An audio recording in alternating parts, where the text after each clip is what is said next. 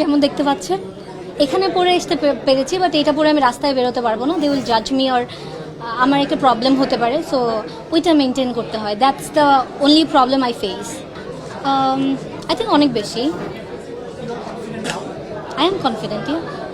কোনো সমস্যা নেই, আস্তে আস্তে সারা বাড়ি বেড়াবি, কোনো সমস্যা নেই, সমস্যা নাই। বাংলাদেশের ছেলেপেলে ভালো আছে বুঝছিস, আচ্ছা যে জায়গাতে আসছিস তুই ওই জায়গাতে যা নষ্ট করে দিয়ে আসলে তো মরদ তোর ভয়ও আছে, ফির পড়িসও ওটা। হ্যাঁ, ওই ঘরের ভিতরে দেখি টাফার টুর একালটি তোর ড্রেস আর ড্রেস নাই, এমনি কথা কলে ভাইরাল না হয় মানুষ, ভালো কথা কবি ভাইরাল হবে, তুই এই ড্রেস।